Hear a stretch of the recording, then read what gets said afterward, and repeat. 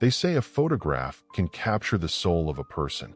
But what happens when the soul reflected is one the world wishes had never existed? This is the face of Irma Grese, just 22 years old when this photograph was taken in 1945. At first glance, she could almost look like an ordinary young woman of her era. The carefully styled hair, the crisp white collar, the youthful skin, all could suggest innocence, or at least normality. And yet, behind those cold eyes hides one of the most infamous names in the history of World War II.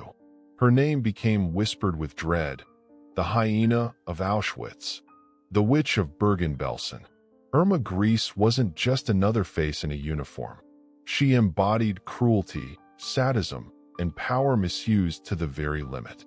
But before we dive into her crimes, let's pause here, on this frozen moment in time.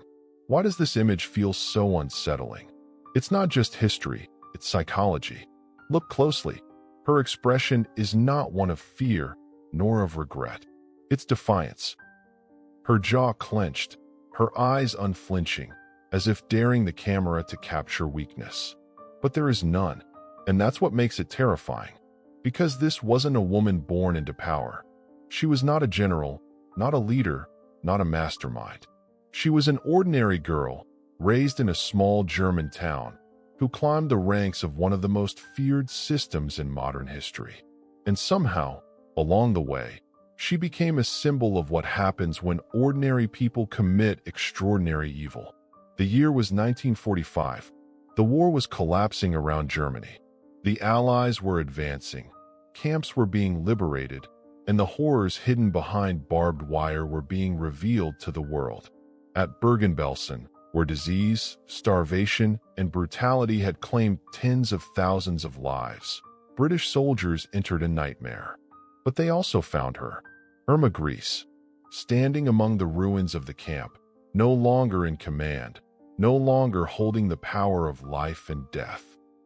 Now she was just another prisoner, forced to face justice. But the story of how she arrived there, how a girl once described as shy and insecure became one of the most sadistic guards the camps had ever known, raises questions that go far beyond one individual. Questions about obedience, about human nature, about the darkness inside us all. This photograph isn't just a mugshot. It's a mirror, a reminder of how quickly power can corrupt, how cruelty can be normalized, and how evil can wear the most ordinary of faces. And as her trial began, the world would soon learn that age and gender were no shield against responsibility. She was, after all, only 22. But age did not soften the accusations. Witness after witness came forward, describing brutality so shocking that even hardened soldiers were left shaken. But before the courtroom, before the headlines, before the nickname Hyena of Auschwitz echoed across history, there was just Irma Grese. A farm girl, a dropout, a teenager who claimed to have wanted more from life. How does a life take such a turn? How does someone so young become a symbol of terror? In the next part, we will peel back the layers of her early years. To understand the making of Irma Grese, we must first return to a rural Germany before the war, to a broken family, and to a girl searching for belonging in the most dangerous place possible. Because history's darkest figures are not born, they are made. She was born in the quiet countryside of northern Germany in 1923, in a small village where fields stretched endlessly and tradition weighed heavily on every household. To the outside world, Irma Grese's childhood looked ordinary. Her family was poor but hardworking, her father strict, her mother stern. But behind those walls, the seeds of something darker were quietly being planted. Her mother, burdened by poverty and despair, took her own life when Irma was just 13 years old. That act, sudden and shocking, fractured the family. For a girl barely entering her teenage years, it meant the loss of stability, the loss of tenderness, and the birth of a kind of hardness that would never leave her. Her father remarried soon after, and Irma's relationship with him deteriorated quickly. He was authoritarian, demanding, and unwilling to show softness to his children. Irma, restless and defiant, began to pull away. She dropped out of school at just 15. She was directionless, unskilled, and hungry for identity.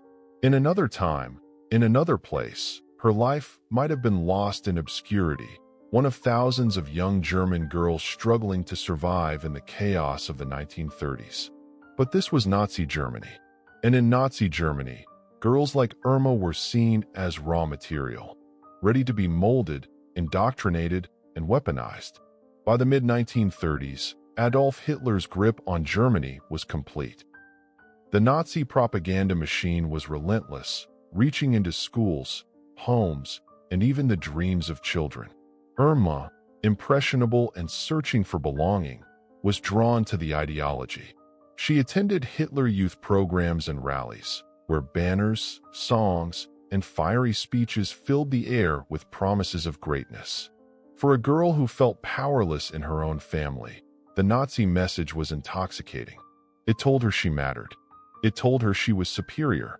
It told her she had a role to play in history. But even in this environment, her life seemed destined for mediocrity. She trained briefly as a nurse's assistant, then worked on farms and in factories, jobs that bored her and left her craving more. She wanted significance. She wanted power. And then, at just 19 years old, she found it. Irma applied for a position as a guard at a concentration camp. At first, she was assigned to Ravensbrück, a camp for women north of Berlin. For most, this would have been a nightmare. For Irma, it was an opportunity. The SS taught her discipline, obedience, and cruelty. In the rigid hierarchy of the camps, she saw a chance to rise. She was young, ambitious, and eager to impress. She studied the behavior of older guards, mimicking their brutality, learning how fear could be used as a weapon. And she excelled. Prisoners soon learned to fear her presence. Accounts describe how she patrolled the camp with a whip in hand, her eyes sharp, her voice cold. She beat women mercilessly for the smallest infractions, or sometimes for no reason at all. She seemed to relish their suffering. In less than 2 years, Irma was promoted and transferred to the most infamous place of all, Auschwitz. At Auschwitz, she was no longer a novice guard. She became part of the machinery of death, a cog in the largest killing operation in human history. She supervised female prisoners, oversaw roll calls, and assisted in the selections. The horrifying process of deciding who would work and who would die. And it was here that her reputation grew darker. Survivors gave her names that still echo with dread. The Hyena of Auschwitz, the beautiful beast. They said she walked through the camp with a chilling smile, that she delighted in humiliation, that she used her power to break bodies and spirits alike. One survivor recalled how Irma unleashed her dogs on prisoners, watching as they tore into flesh. Another described being whipped until unconscious. Some said she wore heavy boots, using them to stomp on inmates until bones shattered. Whether every story was true or not, the sheer volume of testimonies painted a portrait of a woman consumed by cruelty. And she was only in her early 20s. How does a young woman become such a figure? Was she born a monster, or was she made into one? Historians have debated this for decades. Some argue that she was a product of her environment. A broken childhood, relentless propaganda, and the dehumanizing system of the camps. Others see in her something more chilling, a personal appetite for cruelty, an enjoyment of domination that went beyond orders. What is certain is that she climbed quickly through the ranks. By 1944, she had become Oberhofschärin, a senior female overseer at Auschwitz, in charge of thousands of women prisoners. She had reached the peak of power available to a woman in the Nazi camp system, and she wielded it without mercy. But power is never permanent. In January 1945, as the Soviet army closed in, Auschwitz was evacuated. Irma was reassigned to Bergen-Belsen, another camp in northern Germany. Conditions there were catastrophic. Tens of thousands were starving, sick, and dying in squalid barracks. Instead of showing compassion, Irma's brutality continued. Survivors said she carried out beatings with the same vigor as before, even as corpses piled up around her. Her face, once that of an ordinary village girl, had now become infamous among those who saw her. And then, in April 1945, it all came crashing down. British troops liberated Bergen-Belsen. The guards were arrested. The camp's horrors were laid bare to the world. And Irma Grese, just 21 years old, was thrust from the shadows into the spotlight of history.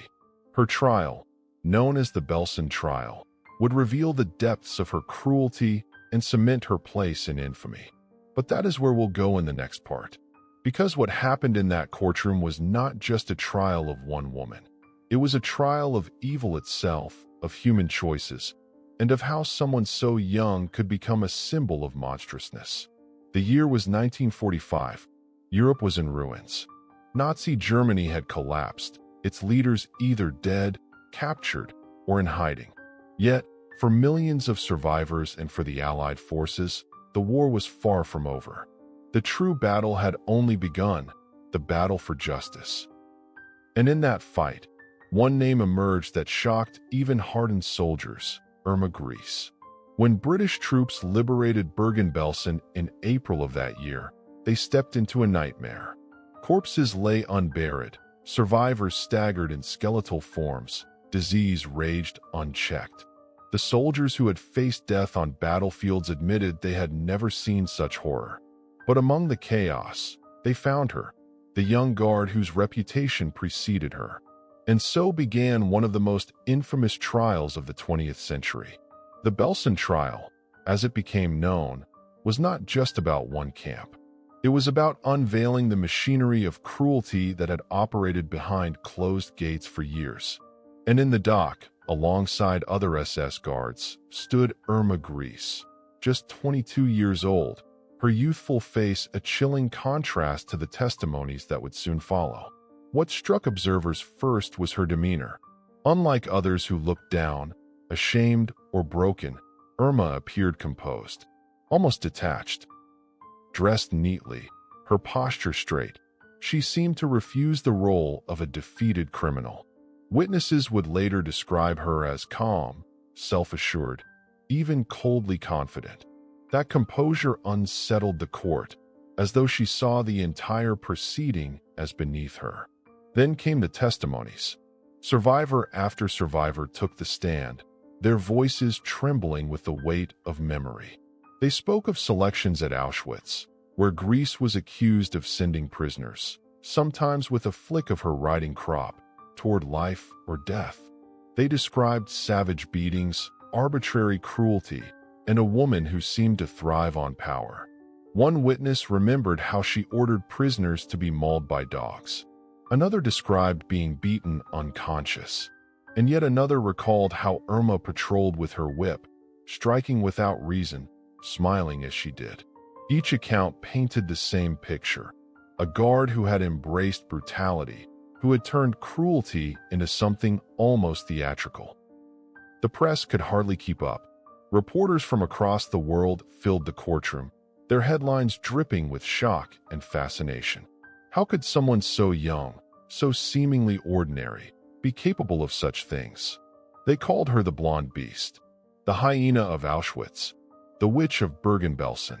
Each nickname was more chilling than the last, cementing her place in infamy. But here's the unsettling question: was she truly a monster, or a symptom of something larger? The defense argued that she was merely following orders, that she was a low-ranking guard caught in a system of violence far bigger than herself. Her lawyers painted her as a scapegoat, singled out because of her youth and gender. Yet, the survivors' voices could not be silenced. They insisted she had choices, that cruelty was not forced upon her, but embraced by her. And as the days went on, the evidence mounted, until it was impossible to ignore the pattern. Irma Grese had not just been a guard. She had been a willing participant in one of history's darkest chapters. Still, what made the trial so captivating was the contrast. There she was, a young woman with delicate features, sitting calmly in the dock, while testimony after testimony described acts of violence almost too terrible to imagine. That contradiction fascinated the press. Evil, they realized, does not always wear the face we expect. Psychologists have since studied her case, asking whether she was a sadist, a product of indoctrination, or simply an opportunist who found empowerment in cruelty. Some argue she was drawn to the SS as a form of rebellion against her strict upbringing. Others suggest she was intoxicated by the power the uniform gave her. Whatever the cause, the effect was undeniable. The trial dragged on for weeks, each day exposing more of the horrors of the camps. And yet, Irma rarely faltered. When she did speak, her words were chillingly simple. She admitted she had been at Auschwitz and Bergen-Belsen, admitted she had been armed with a whip, admitted she had authority. But she denied the specific charges of brutality. In her own words, she had only done her duty. Those words cut deep. Only doing my duty. It was the same defense used by countless others. But here, on the lips of a 22-year-old woman, it carried a strange weight. Could duty excuse cruelty? Could obedience erase responsibility? The court, and the world, was forced to confront those questions. Finally, in December 1945, the verdict was delivered. The judges found her guilty of war crimes. The sentence, death by hanging. At just 22, Irma Grese had become the youngest woman to be executed under British law in the 20th century. The verdict sent shockwaves across the world. For some, it was justice long overdue. For others, it was a grim reminder that evil can emerge in unexpected forms. But for everyone, the image of that young woman, calm, composed, defiant to the very end, remained burned into memory. And yet, even in that verdict, questions lingered. How had she become this person? Was it ideology, upbringing, or something darker within her own psyche? To truly understand, we must look beyond the courtroom, beyond the headlines, and trace the arc of her final days. Because even in the shadow of execution, Irma Grese refused to break. In the next part, we will step into those final weeks. The prison cell, the gallows, the chilling composure that left even her executioner shaken. And we will ask, what does it mean when someone stares into the face of death and does not flinch?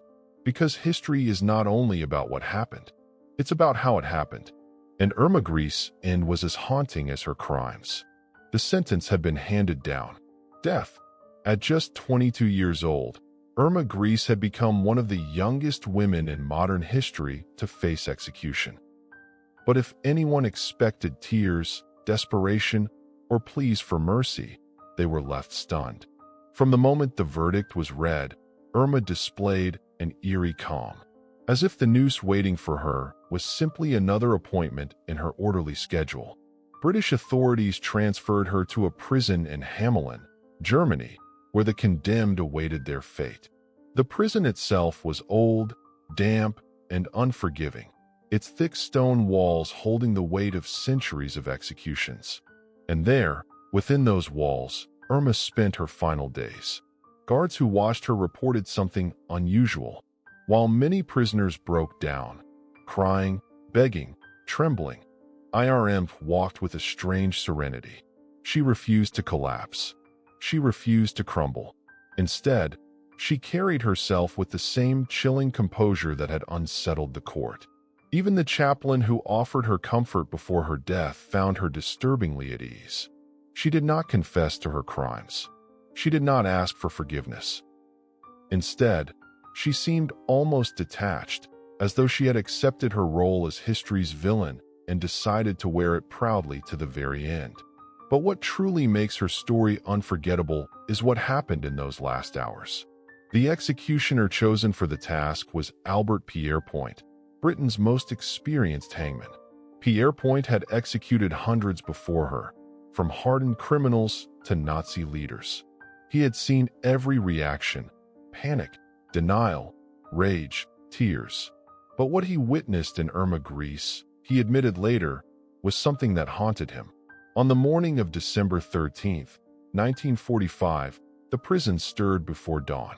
One by one, the condemned were led from their cells to face justice. When it was Irma's turn, guards came for her just after 9 a.m. She stepped out briskly, her boots clicking against the stone floor, her expression unervingly calm. Dressed neatly in her prison clothes, she looked less like a broken criminal and more like a young woman on her way to work.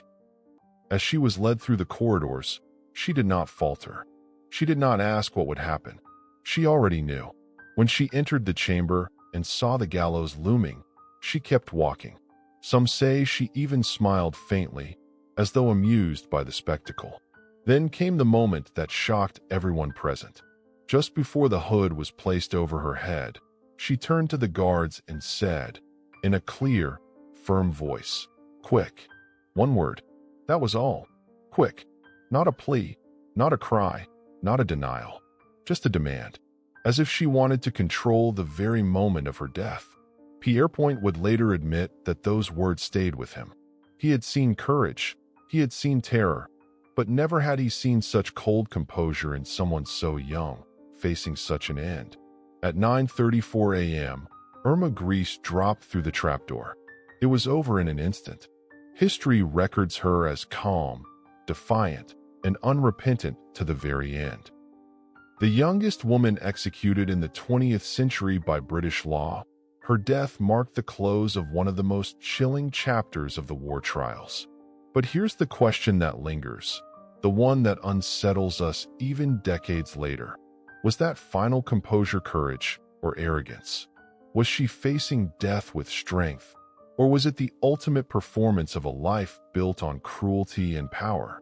The line between the two is razor thin, and that ambiguity is why her story refuses to fade. After her execution, her body was buried in an unmarked grave in the prison yard, alongside other convicted war criminals. No flowers, no mourners, no ceremony. She had gone from the feared Hyena of Auschwitz to a name etched in the records of war crimes, remembered not with honor, but with infamy. And yet, Irma Grese's legacy raises questions bigger than her own actions. How does someone so young fall so far into darkness? How does a girl from a modest German village become a symbol of cruelty in one of history's darkest places? Was she driven by ideology, by the seduction of power, or by something buried deep within her own nature? Historians have debated these questions for decades. Some say she was brainwashed, pulled into the Nazi machine as a teenager, with no chance to resist. Others argue that countless others were in her same position and did not choose cruelty. They see in her case the danger of free will twisted, of choices made willingly in the service of hate. Perhaps the truth is both. Perhaps Irma Grese was shaped by her environment, by propaganda, by the brutal world of the camps. But at some point, she made her own decisions. And those decisions cost her everything. Her story does not end at the gallows. In fact, in many ways, it begins there. Because for decades since, her name has been invoked in debates about evil, justice, and the capacity of ordinary people to commit extraordinary cruelty. She has become a case study, a reminder, and a warning. And yet, for all the words written about her, the image that endures is that final one. A young woman standing at the gallows, looking death in the eye, and saying only one word, "Quick." But this is where history demands we look deeper. It is too easy to reduce her to a villain, too easy to label her as a monster and move on. The harder, more uncomfortable question is this: what do we see of ourselves in her story? The capacity for cruelty, the seduction of power, the way ordinary choices can spiral into extraordinary evil.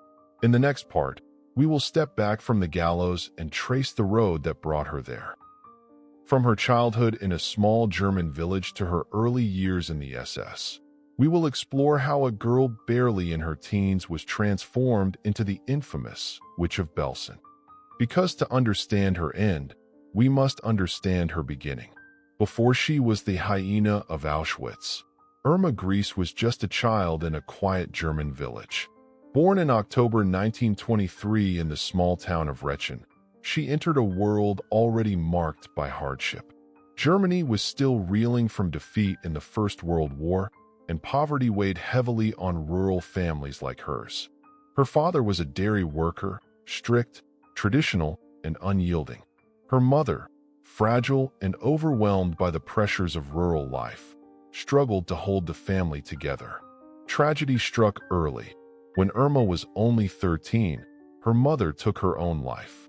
The act left a scar that would never fully heal, shattering whatever sense of stability the family had. For a girl that young, the loss was catastrophic. Imagine being barely a teenager, suddenly motherless, in a house ruled by a stern and distant father. Friends later recalled that Irma changed after that day. She became withdrawn, harder, more defiant. Where other children might have sought comfort, Irma seemed to build walls. And behind those walls, something darker began to grow. School was no refuge. She struggled academically, often falling behind. Teachers described her as distracted, sometimes resentful, and eventually, she left school with little education. For a young girl in rural Germany in the 1930s, that meant limited options. Her dreams, if she ever had them, were shrinking fast. But outside the classroom, Germany itself was changing. The Nazi Party was rising, promising glory, unity, and purpose. For millions who felt abandoned by poverty and despair, the new ideology offered belonging. For someone like Irma, lost, motherless, yearning for structure, it must have felt intoxicating. At 15, she tried to escape her father's authority by leaving home. Her ambitions, however, were modest. She first attempted to become a nurse, seeking meaning in caring for others. But the application was denied. Next, she took work as a farmhand, but the labor was grueling, the pay meager. By 16, she seemed destined for obscurity. Then came the shift. The Nazi regime was recruiting women for auxiliary roles, clerks, guards, assistants, to support its growing machinery of war and oppression.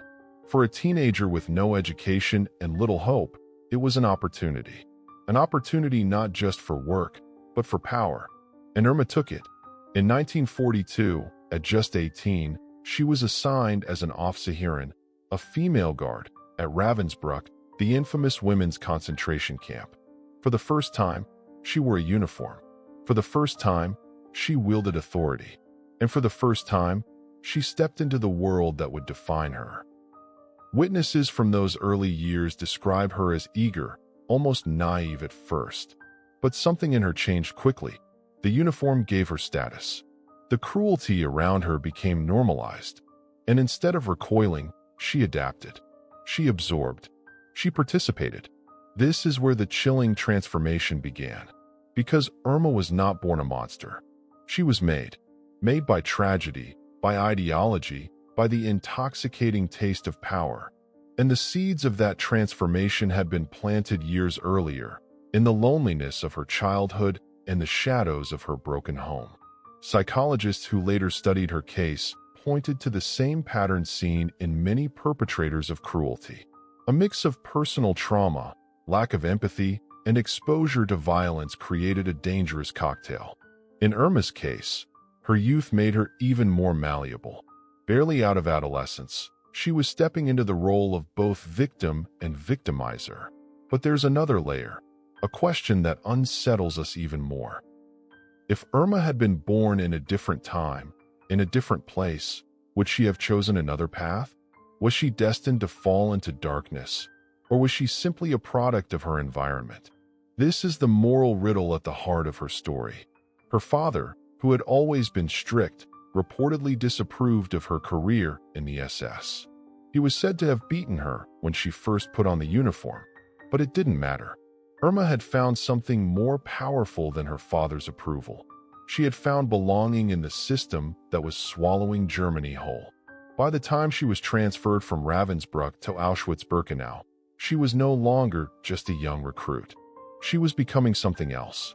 Witnesses at Auschwitz would later describe her not as inexperienced, but as cruel, even sadistic. She carried a whip. She walked with authority, and she seemed to relish the power she held over those who had none. But before we dive into the horrors of Auschwitz, we must pause here, at the crossroads of her youth and her choices. Because this is the moment that matters most. The point where innocence, however fractured, gave way to something darker. The point where a girl from a broken home became a willing participant in one of history's greatest atrocities. And here lies the warning for us all. Evil does not always arrive fully formed. It grows. It takes root in loneliness, in desperation, in the need to belong. And once planted, it can spread with terrifying speed. Irma Grese's childhood did not excuse her crimes, but it helps us understand them. It shows us how the ordinary can be twisted into the extraordinary. How a girl who once dreamed of being a nurse became the feared Witch of Bergen-Belsen. In the next part, we will follow Irma into Auschwitz, the camp where she earned her darkest reputation. There, under the shadow of the crematoria, she would transform completely into the figure that history remembers. A figure whose name would forever be linked with cruelty, fear, and infamy. In March of 1943, Irma Grese was transferred to Auschwitz-Birkenau, the largest and deadliest of all Nazi camps. By this time, she was just 19 years old. 19. Most girls her age in other parts of the world were still dreaming of love, of education, of their future. But Irma stepped into a world where the future for thousands ended at the gates. Auschwitz was not like Ravensbrück. It was bigger, harsher, a sprawling complex designed not only for imprisonment, but for extermination. The air itself carried a sense of doom. New arrivals were met not with mercy, but with separation. Families torn apart in an instant, mothers pulled from children, husbands from wives. And Irma was there, in the middle of it all. At first, her duties seemed administrative, escorting prisoners, supervising work details. But witnesses later testified that Irma quickly embraced the culture of cruelty that defined Auschwitz. Unlike at Ravensbrück, here she didn't need to learn how to be harsh. She already was. And with each passing week, she grew bolder. Survivors remembered her striking figure. She was tall, blonde, and carried herself with confidence. In another life, she might have seemed glamorous. But in Auschwitz, that same presence turned sinister. Prisoners described her as walking through the camp with a whip in hand, accompanied by dogs, her expression often cold, sometimes even smiling. She became known among inmates not just for her authority, but for her unpredictability. One moment, she could appear almost indifferent, detached. The next, she could lash out with sudden violence. That inconsistency made her even more terrifying. Because in a place where survival depended on routine, Irma was chaos. It was during these years that she earned her infamous nicknames, the Hyena of Auschwitz, the Beautiful Beast. They were names born out of fear, attempts by prisoners to describe someone who seemed both alluring and monstrous. The contrast between her youth, her appearance, and her cruelty left a deep psychological scar on those who encountered her. Irma supervised women's camps and was often present during the infamous selections. These were the moments when SS officers decided who would be sent to forced labor and who would be sent directly to the gas chambers. Survivors testified that she stood by during these selections, her presence like a silent sentence. She didn't have to speak. Her presence alone carried weight. What drove her? That remains one of history's unsettling questions. Was it ideology, true devotion to the Nazi cause? Was it the intoxication of power, the thrill of control? Or was it something more personal, a darkness that had taken root years earlier? Some survivors believed she enjoyed the fear she inspired. Others thought she was simply doing her duty, warped as it was. But nearly all agreed on one thing.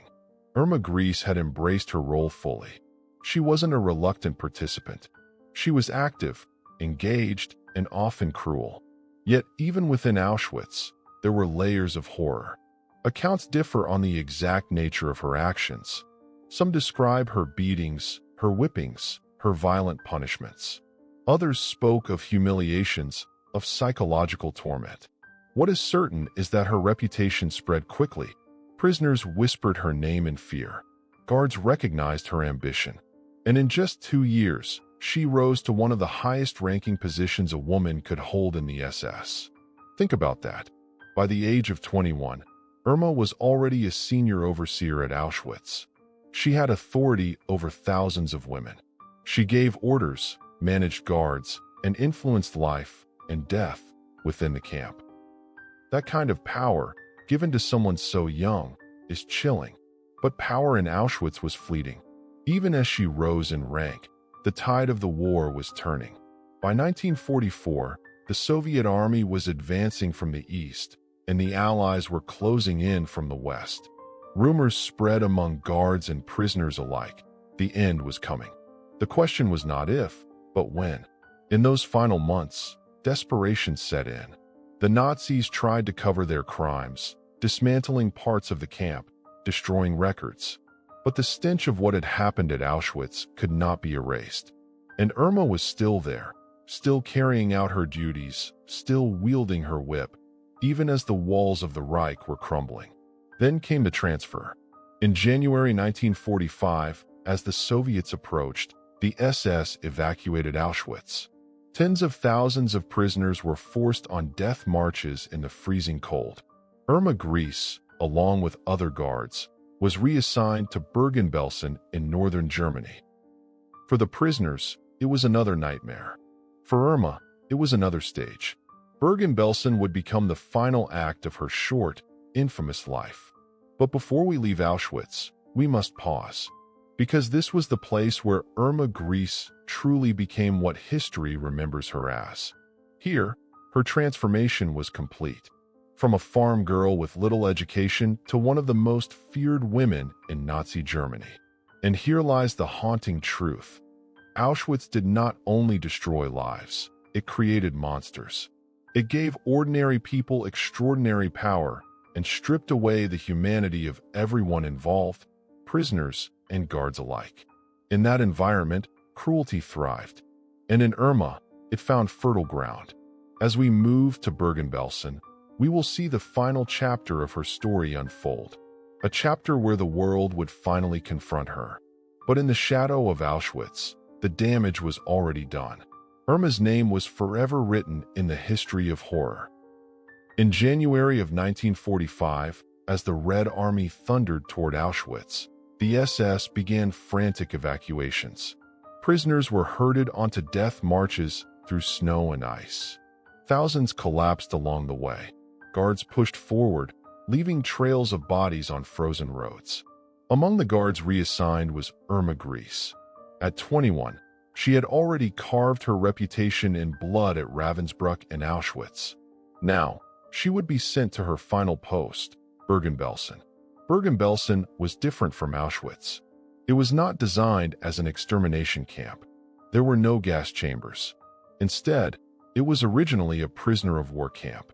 But by 1945, it had transformed into something almost worse, a place of slow, grinding death through starvation, disease, and neglect. When Irma arrived, the camp was already collapsing under the weight of thousands of prisoners. Overcrowding was beyond comprehension. Barracks built for hundreds held thousands. Food supplies were almost non-existent. Sanitation had broken down completely. Typhus spread like wildfire, killing thousands every week. The SS, overwhelmed and disorganized, abandoned even the pretense of control. Into this chaos stepped Irma Grese. Witnesses described her as maintaining her icy composure. She still wore her SS uniform, still carried her whip, and still walked the grounds with an air of authority. But Bergen-Belsen was not Auschwitz. Here, the guards were not in control. The camp itself was devouring lives at a speed even the SS couldn't manage. And yet, prisoners recalled Irma continuing her cruelty, as if chaos gave her more freedom. One survivor remembered her walking past rows of corpses, indifferent, as if death had become the natural scenery. Another testified that she struck prisoners who begged for food, lashing out even when survival was already impossible. It was not simply duty anymore. It was cruelty for its own sake. By the spring of 1945, Bergen-Belsen was described as a hell on earth. Even hardened Allied soldiers, used to war's carnage, were shocked by what they saw when they finally entered. Before that moment, though, Irma still acted as though the Reich would endure. Perhaps she believed Germany would win. Perhaps she simply refused to imagine defeat. But the world outside was crumbling. The Allies were advancing from the west. The Soviets were closing from the east. Berlin itself was under siege. The Nazi dream was collapsing in fire and rubble. Inside Bergen-Belsen, the human cost of that collapse was staggering. By April 1945, more than 35,000 prisoners had died there. And then came liberation. On April 15, 1945, British troops entered Bergen-Belsen. What they discovered remains one of the most haunting scenes of the 20th century. Piles of unburied corpses lay across the camp. Survivors staggered like living skeletons, too weak to stand, their eyes hollow, their bodies wasted. The stench of death was overwhelming, so strong that soldiers could smell it from miles away before they even arrived. For the prisoners, liberation was a moment of salvation, but also despair, because so many had died only days or even hours before freedom. For the guards, it was reckoning. The British immediately arrested those still on site. Among them was Irma Grese. Imagine the scene. The same young woman who once walked with authority through Auschwitz and Bergen-Belsen now stood surrounded by armed British soldiers, stripped of her power. No whip, no dogs, no prisoners to command. Just a 21-year-old in a uniform that now marked her as guilty. What's chilling is how witnesses described her reaction. She did not weep. She did not beg.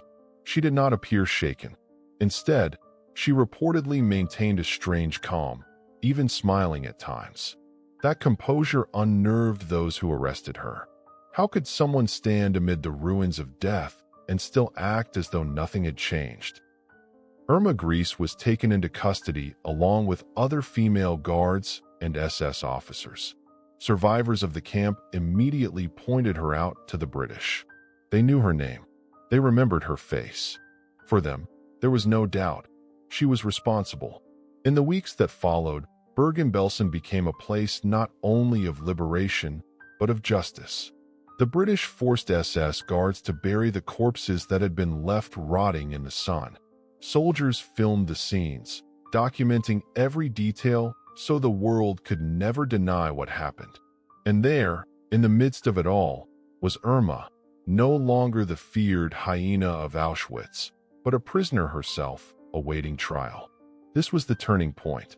For 2 years, Irma had lived in the shadows of camps, hidden behind barbed wire and guarded gates. Now, she was exposed to the world. Newspapers would soon print her name. Cameras would capture her face, and history would begin to write her final chapter. But in those first days after liberation, what stood out most to survivors and soldiers alike was her youth. She looked so young, almost out of place among the hardened SS men and women. And yet, the testimonies poured in. Young or not, she had left scars on thousands.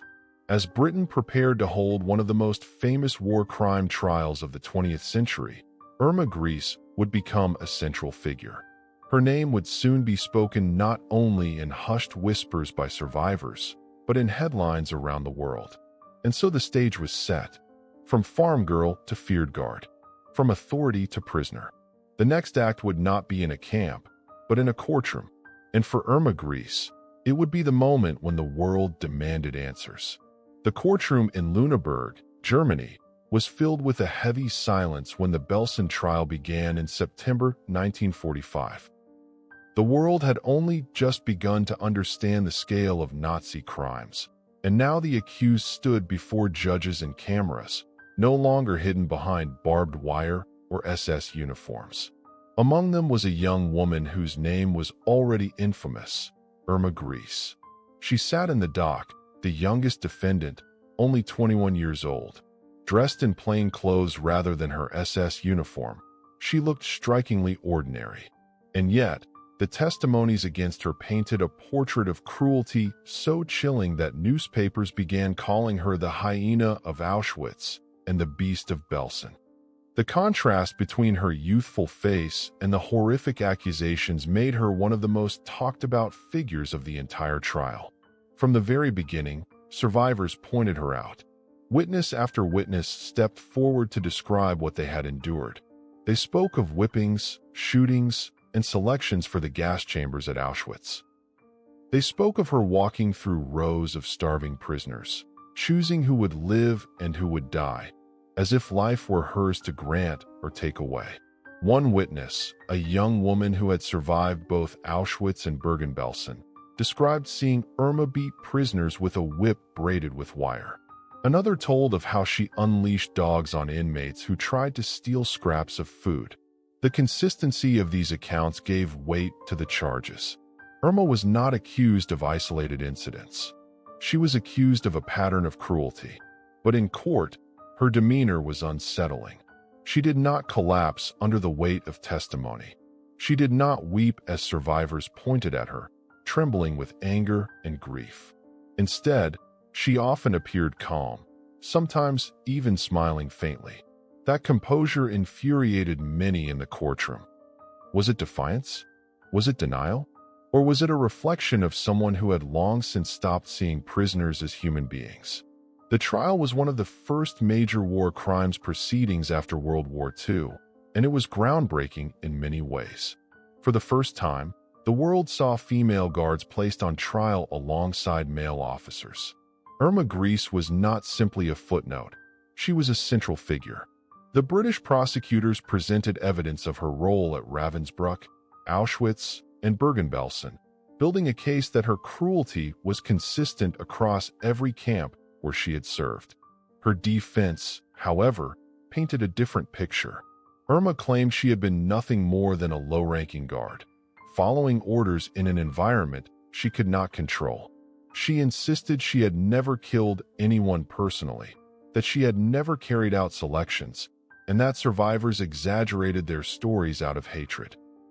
She even admitted to carrying a whip, but claimed she used it only for maintaining order. The contrast between the survivors' raw, emotional testimonies and her detached explanations created moments of unbearable tension. The judges and the audience were left to weigh the evidence. A young woman who looked barely older than a schoolteacher, against the testimonies of dozens who had lived through hell. But it wasn't just the words. It was the atmosphere of the trial. Survivors who took the stand broke down in tears. Some could barely speak.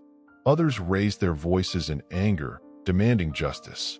The British court recorded everything, determined that the world would have a permanent record of what had happened.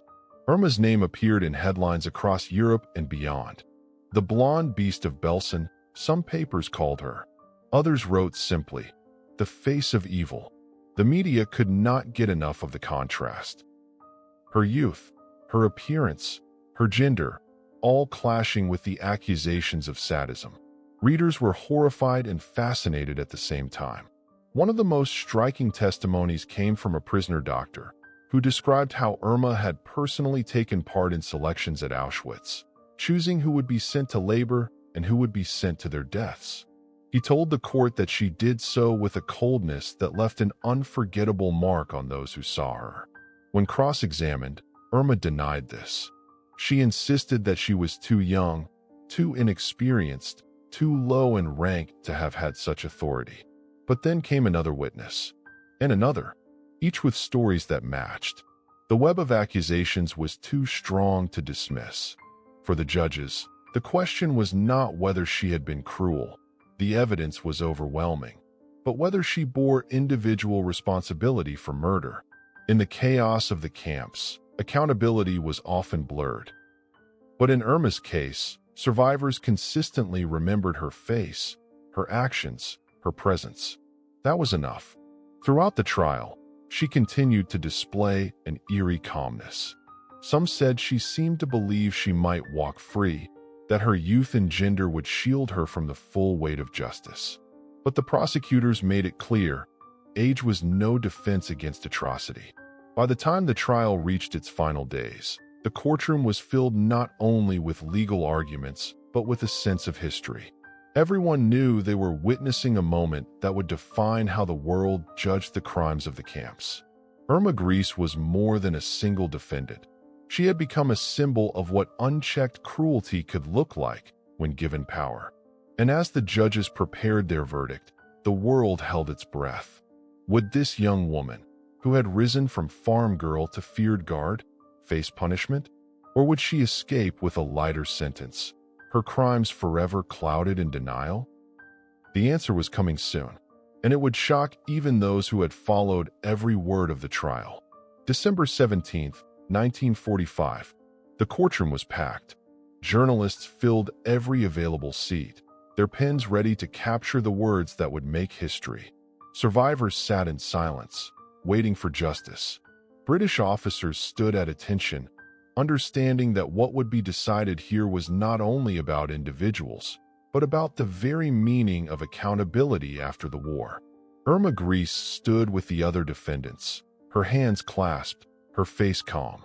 She had listened to weeks of testimony, accusation after accusation, yet she rarely faltered. Some in the court wondered if she believed she would be acquitted. After all, she was only 21. Perhaps she thought her youth would earn her sympathy. But the judges were not there to be swayed by appearances. The presiding judge began reading the verdicts. One by one, the names of the accused were called, and the court heard the sentences.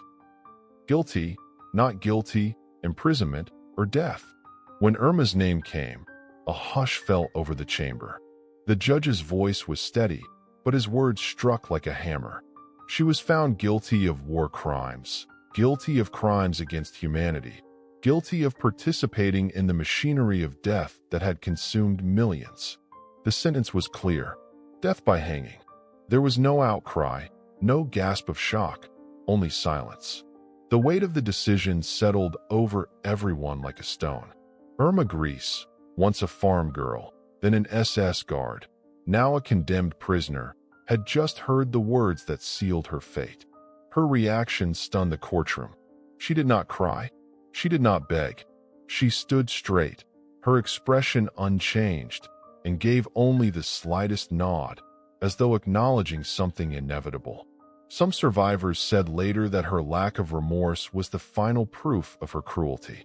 Others whispered that perhaps she simply didn't understand the enormity of what she had done.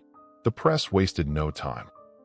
Headlines the next day were filled with her name: Hyena of Auschwitz sentenced to death, the blonde beast to hang. Newspapers around the world carried her photograph, describing her as the most notorious woman of the camps. Readers devoured every detail, shocked that someone so young, so outwardly ordinary, could have committed such extraordinary acts of brutality. But inside the prison where she was held, Irma's final days revealed something different. Guards who watched over her said she remained calm, even cheerful. She sang songs. She spoke with other condemned women. She seemed almost untouched by the reality that the end was near. One British officer described her as composed to the very last. The survivors who had testified, however, were not at peace. For many, the sentence could never undo what had been done. No punishment could erase the memories of starvation, whippings, or the selections at Auschwitz. Yet there was also a sense of justice. A sense that the world had finally acknowledged their suffering. Irma was not alone in receiving a death sentence. Alongside her, other SS officers and guards were condemned as well. But none drew as much attention as she did. Her youth and gender made her case unique, and the world's fascination only grew as the date of her execution approached. British officials prepared for the hangings carefully. They knew that the eyes of the world were on them. Every detail was to be recorded, every step taken with precision. The man chosen to carry out the sentence was Albert Pierrepoint, Britain's most experienced executioner. He had hanged hundreds before, but even he admitted that this case carried unusual weight. When the day arrived, December 13th, 1945, Irma Grese was led from her cell. She wore a simple prison dress, her blonde hair neatly combed. The guards who escorted her later reported that she showed no fear. She walked firmly, almost briskly, as though heading to an appointment. As she approached the gallows, she looked directly at Pierrepoint and spoke her last words. In a clear voice, she said, "Schnell," the German word for quickly.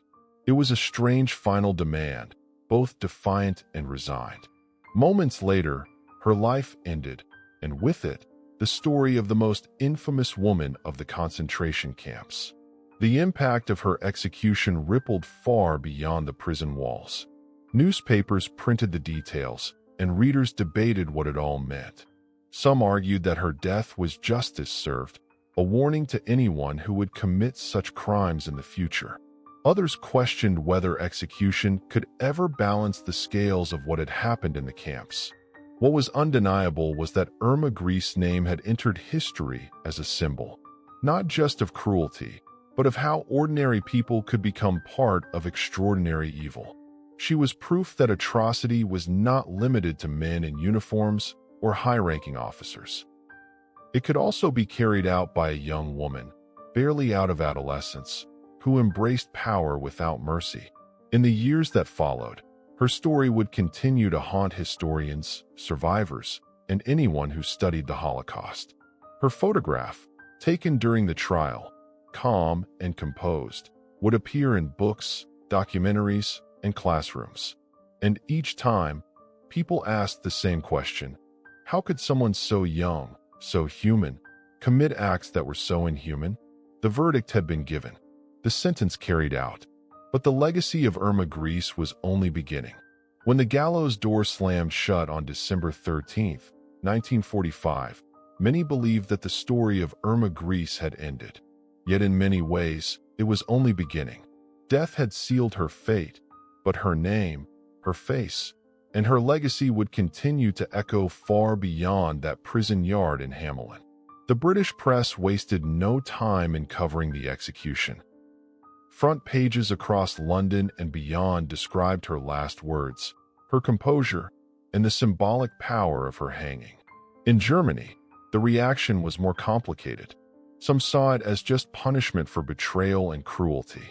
Others, particularly in a country struggling with defeat and shame, avoided speaking of her at all, as though silence might erase the stain.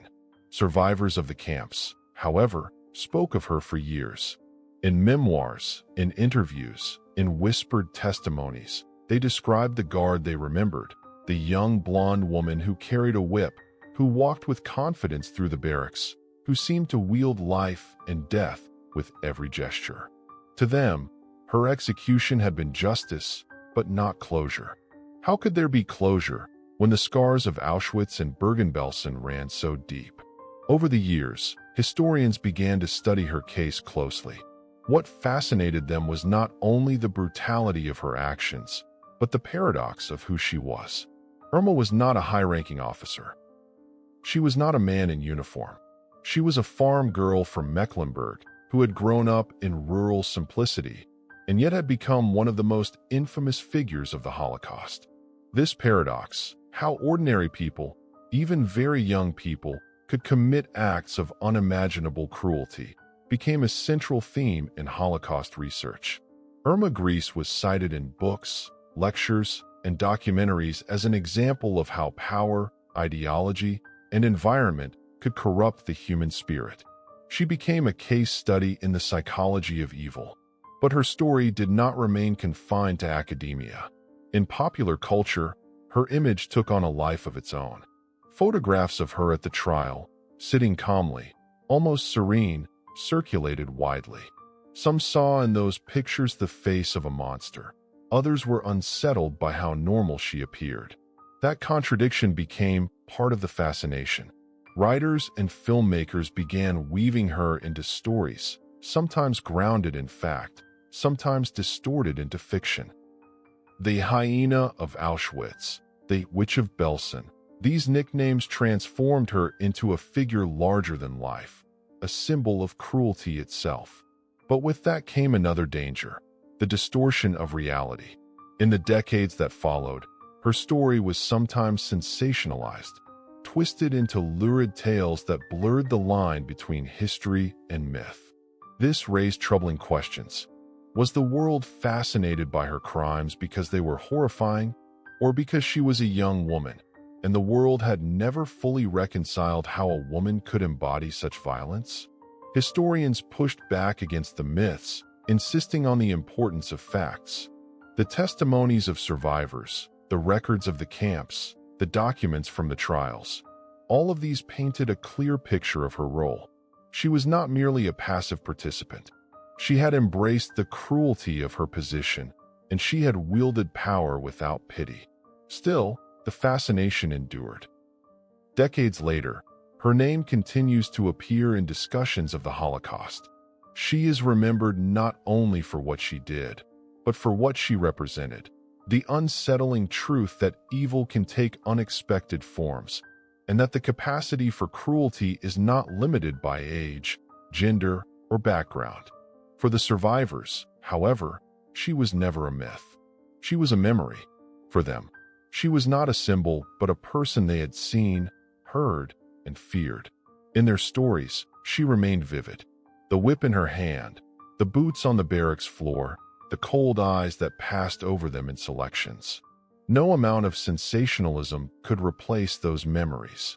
As time passed, and the number of living survivors dwindled, their testimonies became even more precious.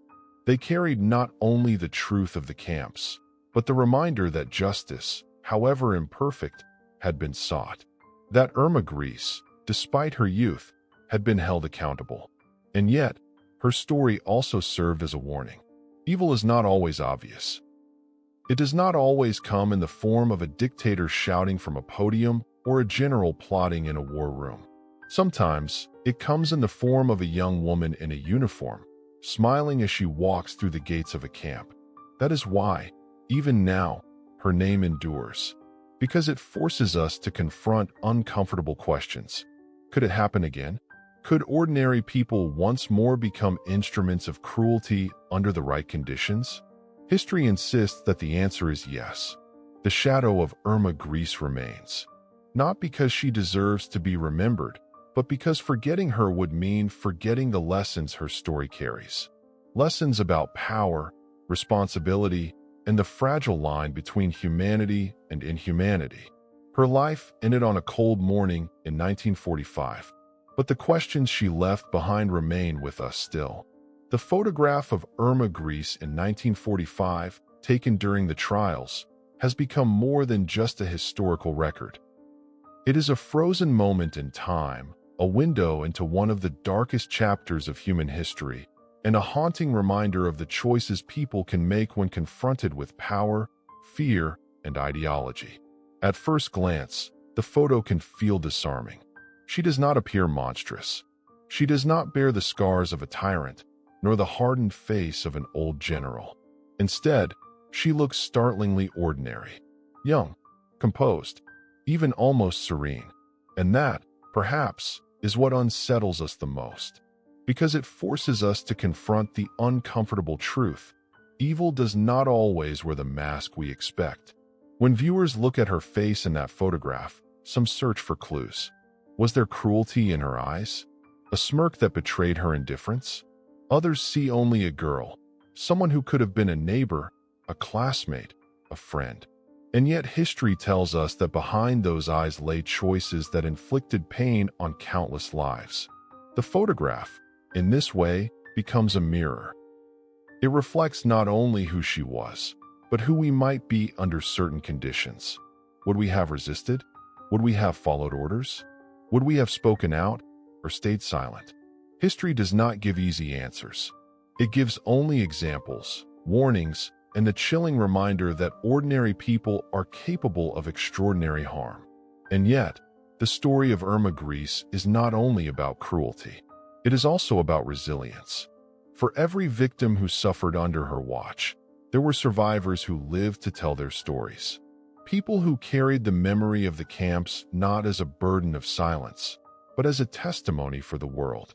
Their courage to speak ensured that history would not forget, and that names like hers would forever be tied to the truth of what happened.